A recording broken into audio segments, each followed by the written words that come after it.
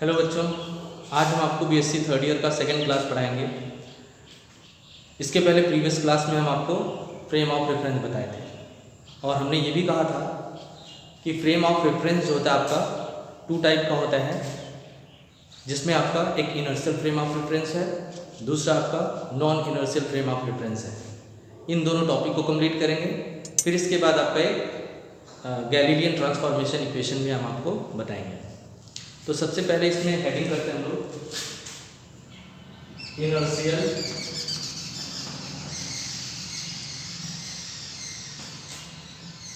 Frame of reference. Inertial frame of reference. तो inertial frame of reference को समझने से पहले हमको एक्सेलरेशन को समझना होगा कि एक्सेलरेशन क्या होता है। आप लोग पढ़े भी होंगे 11th क्लास में, ठीक है ना, और मैंने बीएससी फर्स्ट ईयर में भी पढ़ाया है।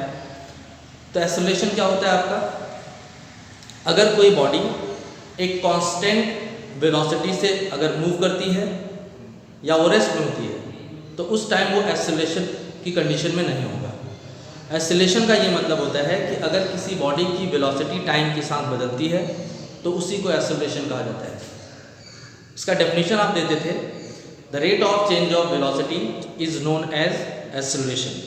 यानी किसी बॉडी की वेलोसिटी टाइम के साथ अगर चेंज करती है तो उसको एक्सेलरेशन कहा जाता है। तो किन कंडीशन में एक्सेलरेशन होगा और किन कंडीशन में नहीं होगा, इस चीज़ को समझना पड़ेगा आपको। कब एक्सेलरेशन होगा, जब बॉडी की वेलोसिटी टाइम के साथ बदलेगी। कब नहीं होगा, दो कंडीशन में। कब नहीं होगा, दो कंडीशन में। कब, जब वो रेस्ट में होगा या एक कांस्टेंट वेलोसिटी से मूव करेगा।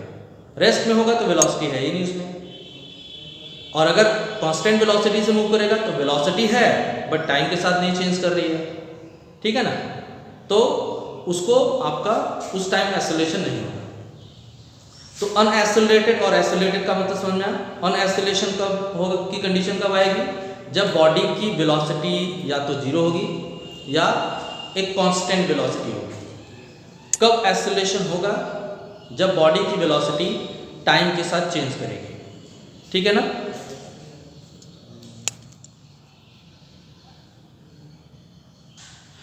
अब हम आपको बताएंगे कि इनर्शियल फ्रेम ऑफ रेफरेंस क्या होता है, ठीक है।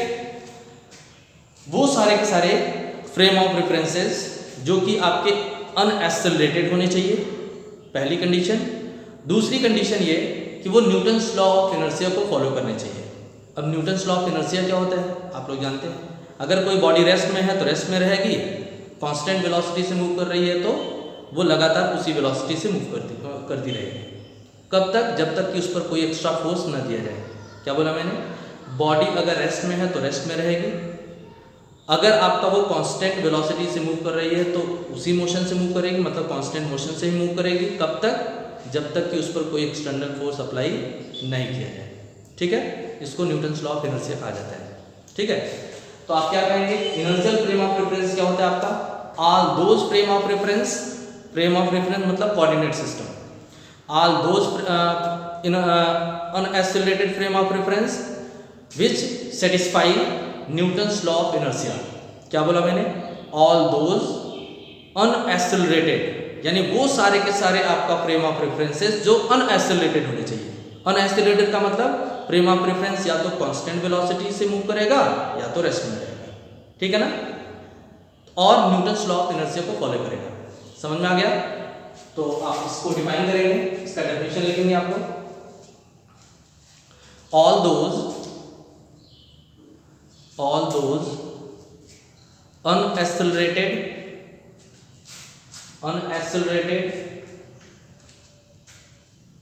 all those unaccelerated frame of reference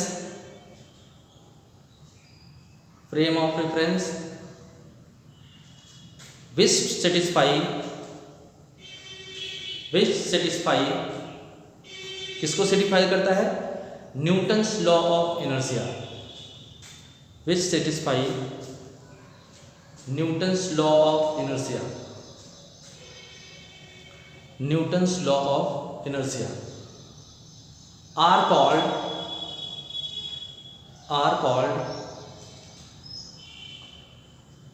are called inertial frame of reference.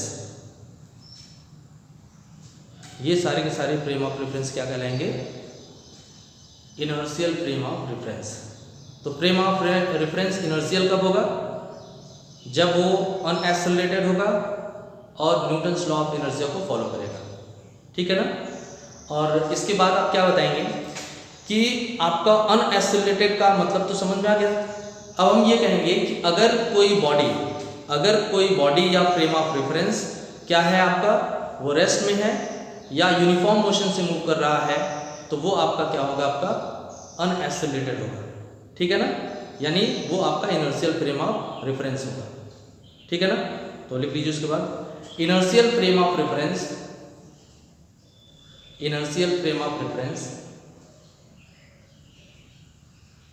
Either, just उसी के नीचे लिखेंगे आप, inertial frame of reference either at rest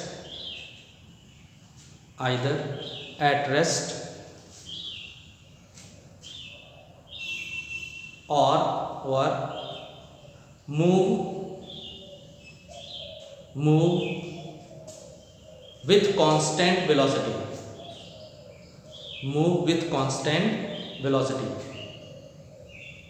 means inertial frame of reference या तो क्या होगा? रेस्ट में होगा या कांस्टेंट वेलोसिटी से मूव करेगा। क्लियर हुआ सबको? तो अब आप ये कहेंगे इनर्शियल फ्रेम ऑफ रेफरेंस का मतलब क्या है? एक ऐसा कोऑर्डिनेट सिस्टम जो इनर्शियल होना चाहिए। ठीक है ना? इनर्शियल कब होगा? या तो वो रेस्ट में होगा या तो आपका कांस्टेंट वेलोसिटी से मूव करेगा। क्लियर है ना? तो क्या बोला आपने? आपका इनर्शियल फ्रेम ऑफ रेफरेंस या तो रेस्ट में होगा या तो आपका कांस्टेंट वेलोसिटी से मूव करेगा। ठीक है? एग्जांपल आपका दे सकते हैं आप कि अगर आपके पास ट्रेन है, तो ट्रेन में जब आप बैठेंगे तो अगर ट्रेन की वेलोसिटी कांस्टेंट है या वो रेस्ट में है, ट्रेन अगर आपका रेस्ट में है या आपका कांस्टेंट वेलोसिटी से मूव कर रहा है, तो जो ट्रेन होगा आपका वो इनर्शियल फ्रेम ऑफ रेफरेंस हो जाएगा। ठीक है? तो एग्जांपल में आप लिखेंगे, एग्जांपल में if a train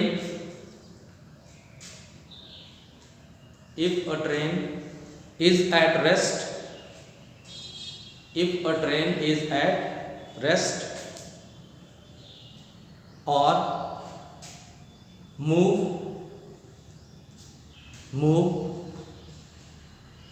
with constant velocity,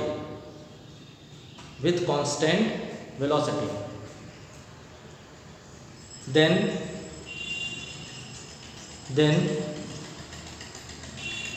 train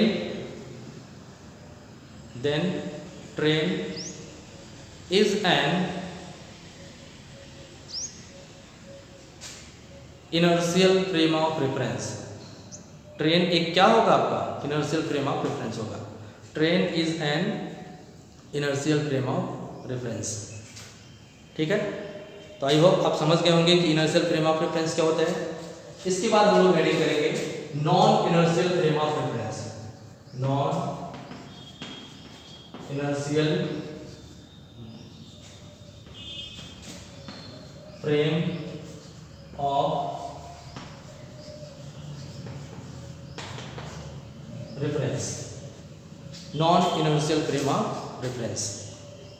तो नॉन इनर्शियल का मतलब है कि ऐसा फ्रेम ऑफ रेफरेंस जो कि आपका एक्सेलरेटेड होना चाहिए।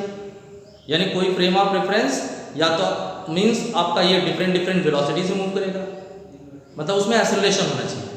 तो एक्सेलरेशन कब होगा? जब उसकी वेलोसिटी चेंज करेगी। तो इसको डिफाइन कैसे करेंगे? हमारे पास वो सारे के सारे फ्रेम ऑफ रेफरेंसेस जो कि आपके एक्सेलरेटेड होने चाहिए, और अगर एक्सेलरेटेड होगा उसकी वेलोसिटी चेंज करेगी। और किसी बॉडी की वेलोसिटी तब चेंज करती है जब उस पर कोई फोर्स काम करता है। ठीक है ना?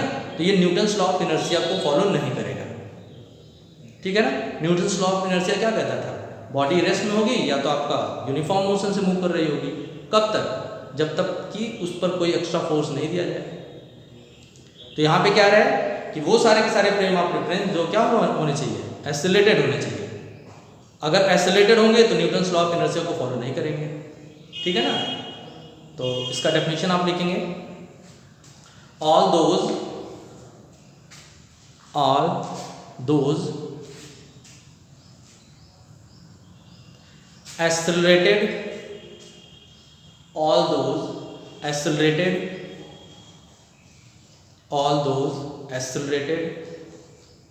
frame of reference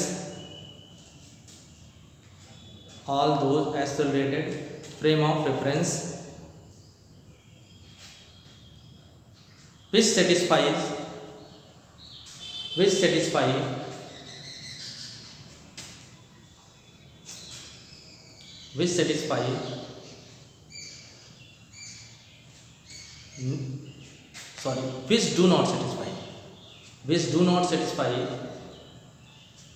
which do not satisfy Newton's law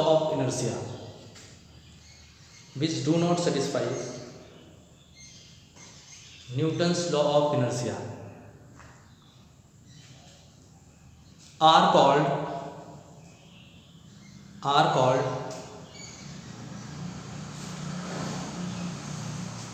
non-inertial frame of reference.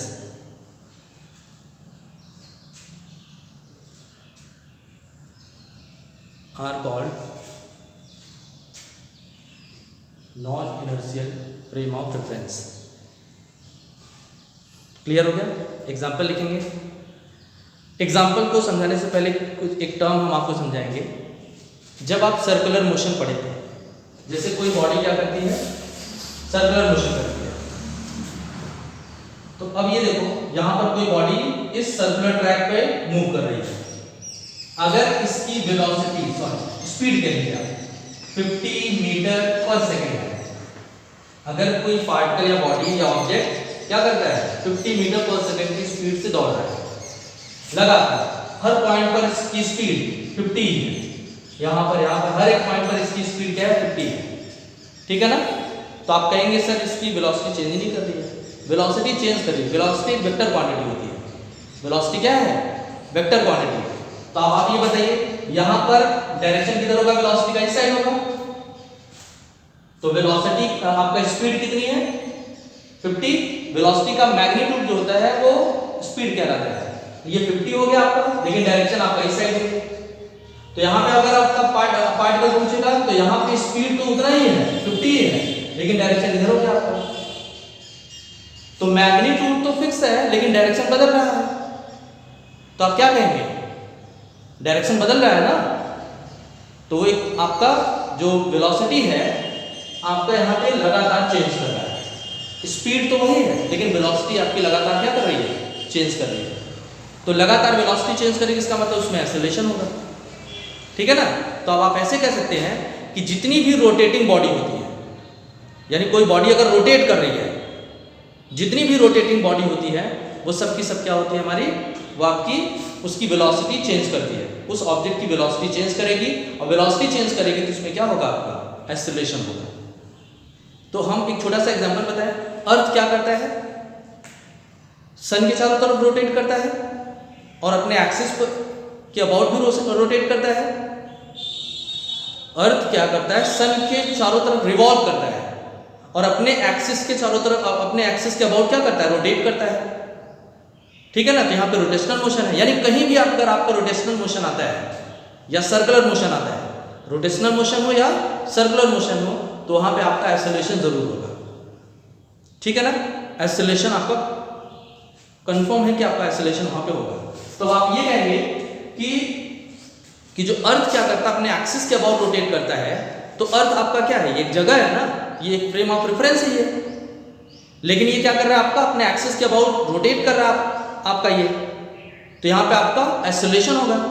तो इस फ्रेम में यानी अर्थ में एक्सेलरेशन है, तो ये क्या हो गया? एक्सेलरेटेड फ्रेम ऑफ रेफरेंस हुआ। तो एक्सेलरेटेड फ्रेम ऑफ रेफरेंस को क्या कहते हैं? Non inertial frame of reference कहते हैं आपका, ठीक है ना? तो आपका एग्जांपल में क्या कहेंगे? ऑल रोटेटिंग बॉडीज जो है आपकी, वो किसका एग्जांपल बनेगी? Non inertial frame of reference का। क्लियर हो गया ना? जितनी भी रोटेटिंग बॉडीज होंगी, ठीक है ना, वो सब की सब क्या आपकी किसकी एग्जांपल बनेंगी? आपका non inertial frame of reference का। तो एग्जांपल लिख लीजिए।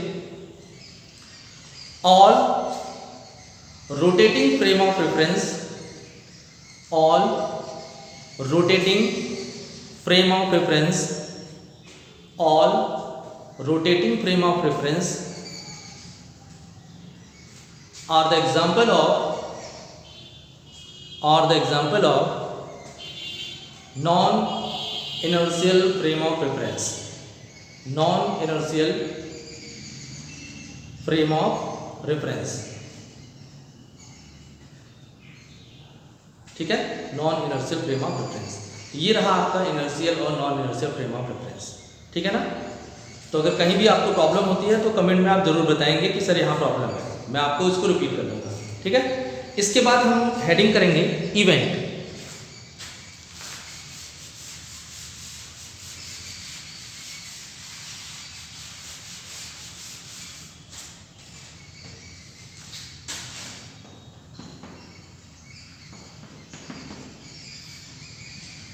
इवेंट क्या होता है?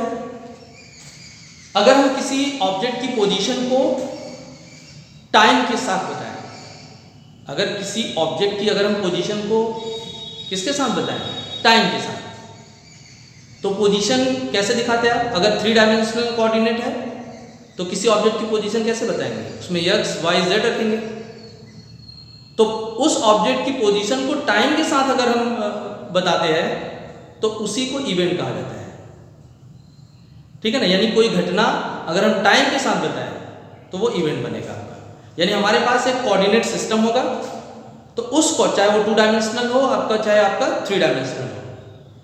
तो 2 डायमेंशनल है तो उसमें कोऑर्डिनेट जो आएगा x और y आएगा, ठीक है ना। अगर हम इस x y को टाइम के साथ कर दें तो वही आपका इवेंट हो जाएगा आपका। तो इसका डेफिनेशन क्या बनेगा?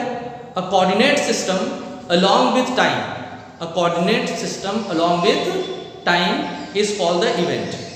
और इसका रिप्रेजेंटेशन जो होता है आपका, अगर 3 डायमेंशनल स्पेस है तो x y z with t, x y z with t।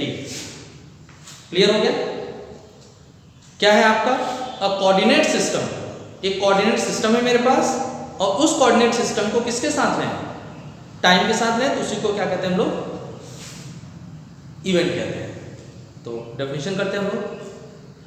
A coordinate system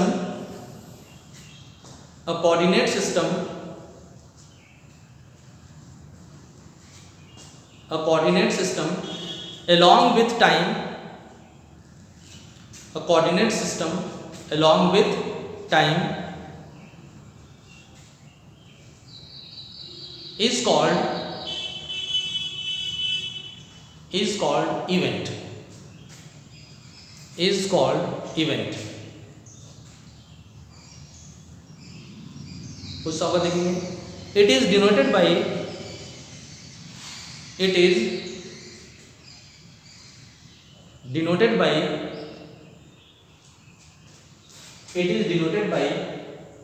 x y z t, x y z t।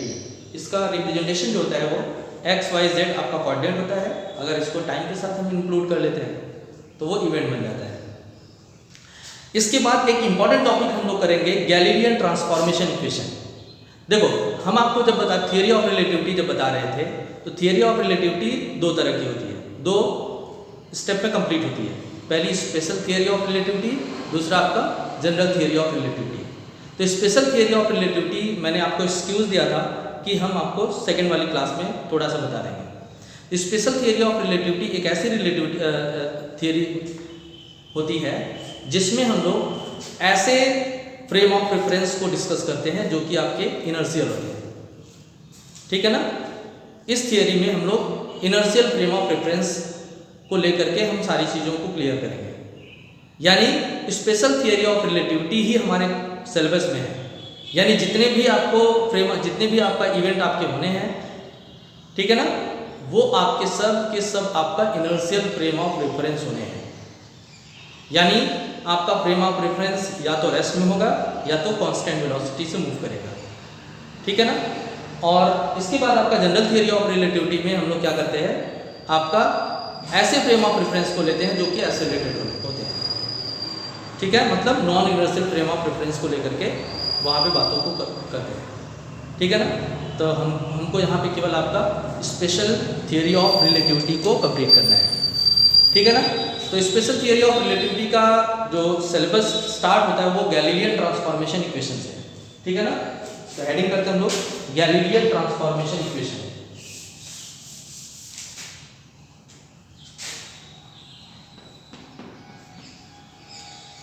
Galilean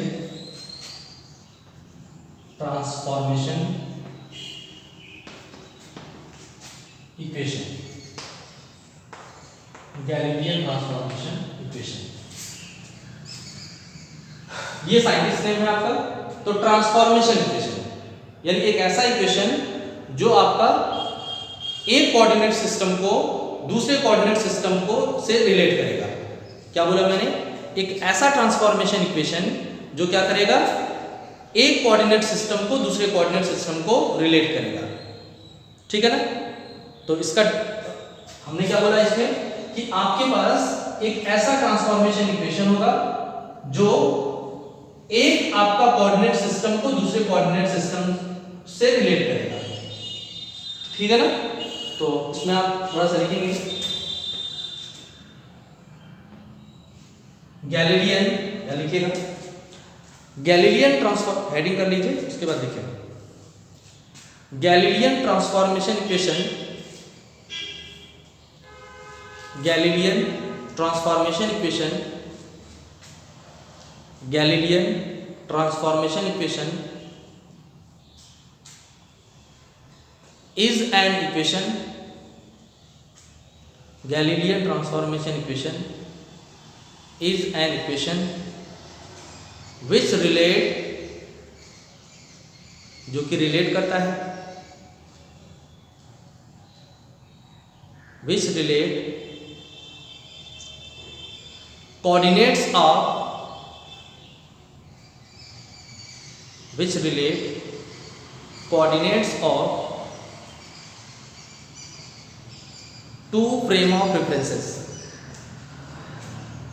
coordinates are two frame of references, दो frame of references के coordinate को relate करता है, ठीक है ना। क्या बोला मैंने? एक ऐसा ट्रांसफॉर्मेशन, गैलीलियन ट्रांसफॉर्मेशन इक्वेशन एक ऐसा इक्वेशन होता है जो दो फ्रेम ऑफ रेफरेंस होंगे उनके कोऑर्डिनेट को ये रिलेट करेगा, ठीक है ना। लाइन चेंज करके लिखेंगे here we discuss following cases, here we discuss following cases, here we discuss following cases. Number 1,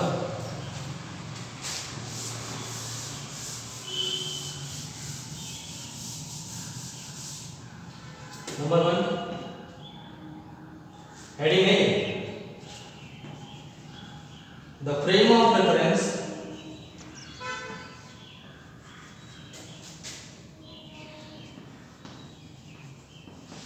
the frame of reference moving along x axis, the frame of reference moving along x axis। क्या बोला मैंने? जो Galilean transformation equation होता है एक ऐसा equation होता है जो टू फ्रेम ऑफ रेफरेंस के कोऑर्डिनेट को रिलेट करता है, ठीक है।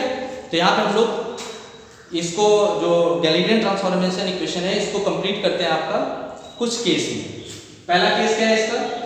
The frame of reference moving along x axis, ये हेडिंग है आपका, यानी आपके पास कोई फ्रेम ऑफ रेफरेंस होगा जो कि एक्स एक्सिस की तरफ मूव करेगा, ठीक है। लेकिन हम लोग बोल रहे हैं इनर्शियल, जब भी यहाँ पे स्पेशल थियरी ऑफ रिलेटिविटी हम लोग जो पढ़ रहे हैं उसमें हमेशा याद रखना कि जो फ्रेम ऑफ रेफरेंस होगा वो इनर्शियल होगा, ठीक है ना। कौन सा फ्रेम ऑफ रेफरेंस होगा? इनर्शियल। इनर्शियल मतलब वो रेस्ट में होगा या तो कांस्टेंट वेलोसिटी से मूव करेगा, ठीक है। तो ये हेडिंग हो गया है, तो इसमें आप एक फिगर ड्रॉ करेंगे साइड में। तो फ्रेम ऑफ रेफरेंस का मतलब क्या होता है? एक कोऑर्डिनेट सिस्टम, ठीक है ना। तो एक कोऑर्डिनेट सिस्टम मैंने ये लिया जो कि 3 डायमेंशनल है, ये एक आपका कोऑर्डिनेट सिस्टम है,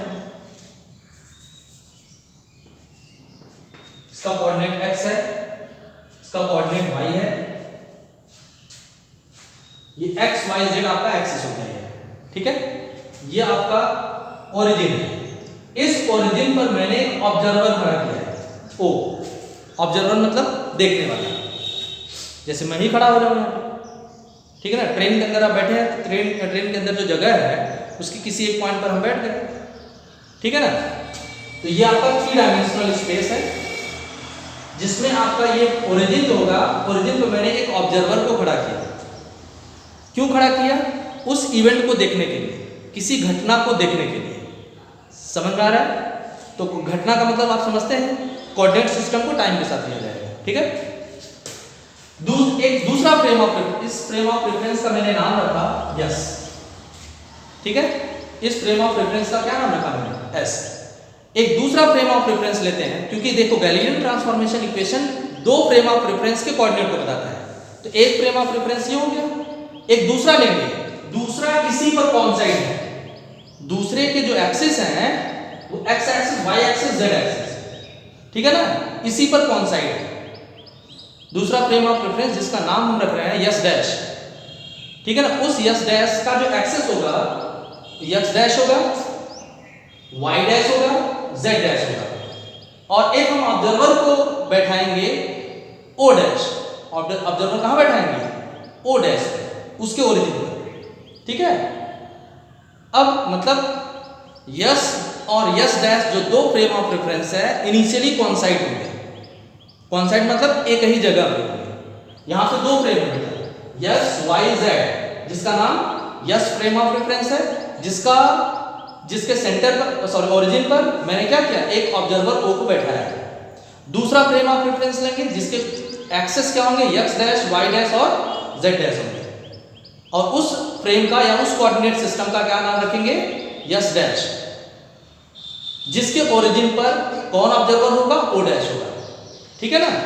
ये इनिशियली दोनों कॉइंसाइड है। अब हम क्या कहते हैं कि जो यस डैश है, ये यस जो है वो फिक्स है, मतलब रेस्ट में है, और यस डैश क्या कर रहा है? v वेलोसिटी से मूव कर रहा है। किस वेलोसिटी से? v वेलोसिटी से, यानी उसकी वेलोसिटी हमेशा v रहेगी। किसके अलोंग दौड़ रहा है? एक्स एक्सिस के अलोंग, हेडिंग में किया आपने, ठीक है ना।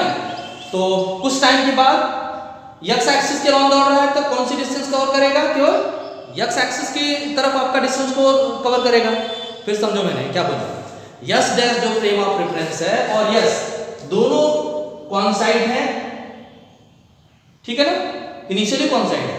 अब वो क्या करता है? यस डैश जो है वो कांस्टेंट वेलोसिटी से मूव करता है, किसके अलोंग? एक्स एक्सिस के अलोंग। तो जिसकी तरफ जाएगा उधर की ही दूरी तय करेगा। तो मैंने मान लिया कि टी टाइम के बाद उसका नया जो ओरिजिन है वो इधर नहीं आ जाएगा, तो कोऑर्डिनेट क्या बनेगा?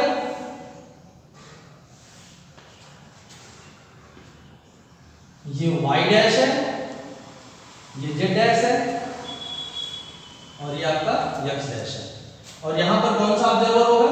o डैश, और इस फ्रेम ऑफ रेफरेंस का क्या नाम था? Yes dash. तो मेरे ख्याल में थोड़ा बहुत समझ में आ रहा होगा। तो पहला फ्रेम ऑफ रेफरेंस यस है जो कि रेस्ट में है, दूसरा फ्रेम ऑफ रेफरेंस क्या है? यस डैश है। इनिशियली दोनों ओरिजिन मतलब आपका कॉइंसाइड थे। अब आप क्या करते हैं? यस डैश को मूव कराते हैं, किसके अलोंग मूव कराते हैं? एक्स एक्सिस के अलोंग। तो किस साइड के डिस्टेंस को कवर करेगा? केवल एक्स एक्सिस के डिस्टेंस को कवर करेगा। समझ में आ रहा है? अब हम आप क्या करते हैं? एक पॉइंट P लेते हैं, ये पॉइंट है आपका, ठीक है ना। इस पॉइंट को हमने क्या किया? 2 लोगों को खड़ा किया है, एक O जो कि यस फ्रेम ऑफ रेफरेंस में है, दूसरा O डैश, आदमी है ये दोनों, दूसरा O डैश किस फ्रेम में है? Yes dash frame of reference में है। यानी ये इस यस एक जगह है, मतलब कोऑर्डिनेट सिस्टम है, उस जगह में कौन बैठा है? O, और यस डैश में कौन बैठा है? आपका O डैश। अब ये O और O डैश दोनों के दोनों इस पॉइंट को देखते हैं, इस पॉइंट का नाम मैंने रखा P, ठीक है ना। तो जब O इस पॉइंट को देखेगा तो क्या कोऑर्डिनेट बताएगा? उस इवेंट को देख रहा है, कोऑर्डिनेट क्या होगा? x, क्योंकि x एक्सिस है इसका, y z और अगर हम इवेंट की बात करें तो t।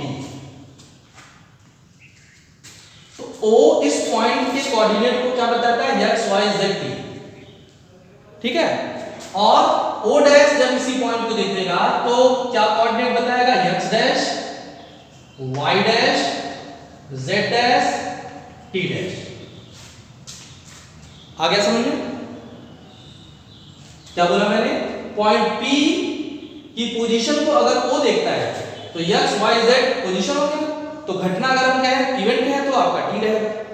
इसका कोऑर्डिनेट आपका क्या है, x y z t, और इसका कोऑर्डिनेट आपका x dash y dash z dash t dash according to O dash. ये कोऑर्डिनेट इसके अकॉर्डिंग होगा, ये कोऑर्डिनेट आपका इसके अकॉर्डिंग होगा, ठीक है। अब इसकी बात की लाइन समझिएगा। तो ये बताइए ओरिजिन से यहां से आप तक की डिस्टेंस क्या आएगी, बता दीजिए। ये वाली x एक्सिस की तरफ जा रहा है, इसका पहला कोऑर्डिनेट x है, ये वाली डिस्टेंस क्या होगी, यहां से यहां तक की x होगी। अच्छा s डैश कितनी वेलोसिटी जा रहा है, v वेलोसिटी से दौड़ रहा है, s डैश ये वाली डिस्टेंस क्या है आपका, x है ना। और o डैश से यहां तक की डिस्टेंस क्या होगी, जब इसने देखा कि पहला कोऑर्डिनेट x डैश बता रहा है तो ये वाली वैल्यू क्या आ जाएगी, x डैश, ठीक है। तो यहां से यहां तक की डिस्टेंस x है और यहां से यहां तक की डिस्टेंस। अब आप ये बताइए ये वाली वैल्यू कितनी होगी, तो बताइए ये फ्रेम ऑफ रेफरेंस कितनी स्पीड से जा रहा है, v स्पीड से। तो मैंने क्या बोला था, o डैश तक पहुंचने में कितना टाइम ले रहा है, ये t टाइम ले रहा है। तो क्या आ जाएगा आपके पास, वेलोसिटी इक्वल्स होता है डिस्टेंस अपॉन टाइम। तो डिस्टेंस कितना आ जाएगा आपका, वेलोसिटी इनटू टाइम। तो v वेलोसिटी से दौड़ रहा था, t टाइम में आपका यहां पहुंच रहा है, तो ये वाली डिस्टेंस कितनी हो जाएगी, v इनटू t। क्लियर हो गया।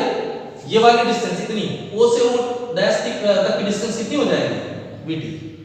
o डैश हमारा यही था ना पहले, तो यहां से यहां तक जाने में कितना टाइम लेगा, t टाइम ले रहा था, और किस वेलोसिटी से गया था, v वेलोसिटी से। तो ये वाली डिस्टेंस आपकी vt हो जाएगी, ठीक है ना। अब आप हमको ये बता दो, जब ये x एक्सिस की तरफ दौड़ रहा है तो x एक्सिस की डिस्टेंस कवर करेगा, और कितना कवर किया इसने, vt। y और z की तरफ तो डिस्टेंस कवर नहीं करेगा क्योंकि x एक्सिस की तरफ भाग रहा है। तो अगर हम इस इक्वेशन को देखें तो ये वाली वैल्यू किसकी इक्वल होगी, जरा ध्यान से देखना, from figure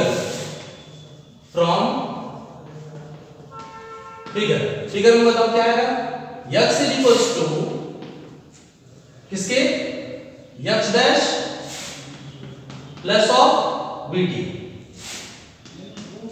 x is equals to x dash plus of vt।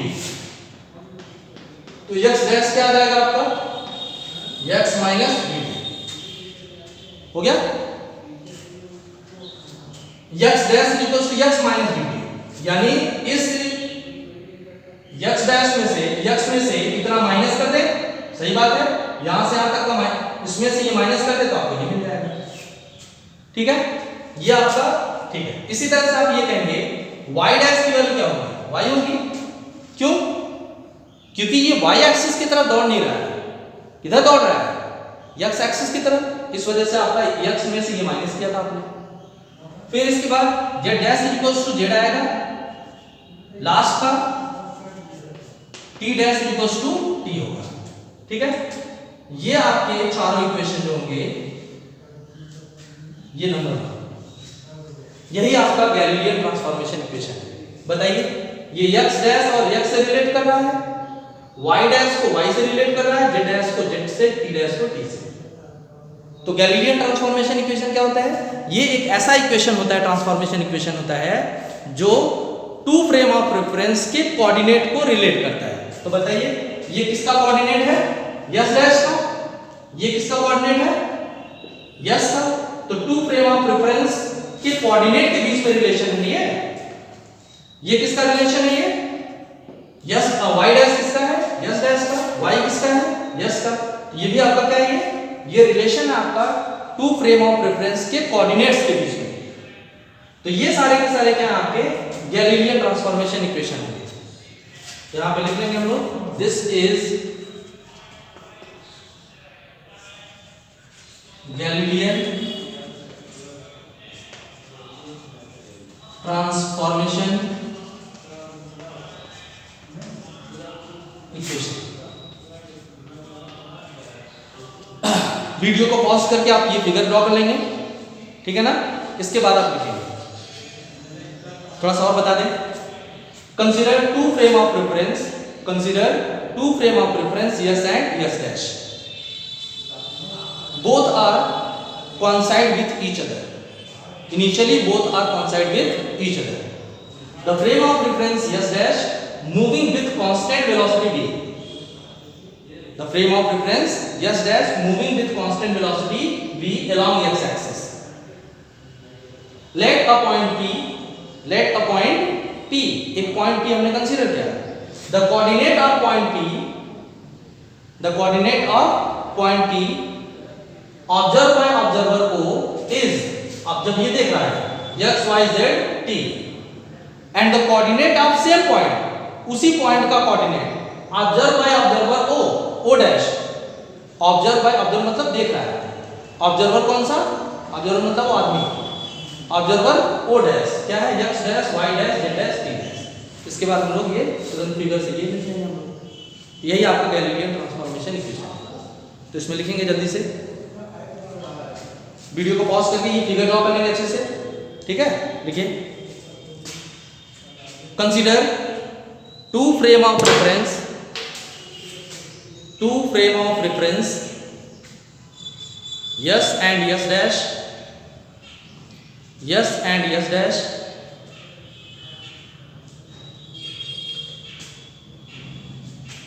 Yes and S dash, initially coincide, coincide मतलब एक ही जगह, coincide with each other, initially coincide with each other। दूसरा बात देखेंगे, the frame of reference yes dash, ये word बार बार आएगा, the frame of reference yes dash moving with constant velocity, with constant velocity v along positive x axis, moving with constant velocity v along positive x axis। फिर सब बात line change करेंगे, let a point P, let a point P, comma, let a point P, comma करेंगे आप। अब इस point P का coordinate हम बताएंगे, the coordinate of point P, the coordinate of point P, the coordinate of point P observed by observer, observe by observer, observe मतलब देखता है, ऑब्जर्वर मतलब देखने वाला, ऑब्जर्व बाय ऑब्जर्वर ओ कहाँ है, in S, O in S, is क्या होगा, X Y Z comma T, bracket में लिखेंगे क्या, एक्स वाई जेड टी, मतलब ओ जब इस पॉइंट को देखता है तो कोऑर्डिनेट कितना बताता है। एंड उसके बाद लिखेंगे continue, and the coordinate of same point, उसी पॉइंट का कोऑर्डिनेट कौन देख रहा है, O dash, the coordinate of same point P observe by observer, observe by observer O dash, observe by observer O dash in S dash, O dash किसमें, S dash में, in S dash is X dash comma Y dash comma Z dash comma T dash, ठीक है ना। कुछ सब बात line change करके video को पॉज करके आप फिगर ये आप कंप्लीट करेंगे। फिर इसके बाद नीचे लास्ट में क्या लिखेंगे, दिस इज, मतलब ये आपका क्या है, ये इक्वेशन, ये पूरा का पूरा equation, this is Galilean transformation equation. ठीक है, तो आज के लिए इतना ही। आई होप आपको समझ में आ गया होगा। तो जिसको नहीं समझ में आता है वो कमेंट में लिखेगा, सर ये चीज़ समझ में नहीं आ रही, हम उसको फिर से रिपीट करेंगे। ठीक है ना, तो कल हम आपको नेक्स्ट केसेस को डिस्कस करेंगे। That's all.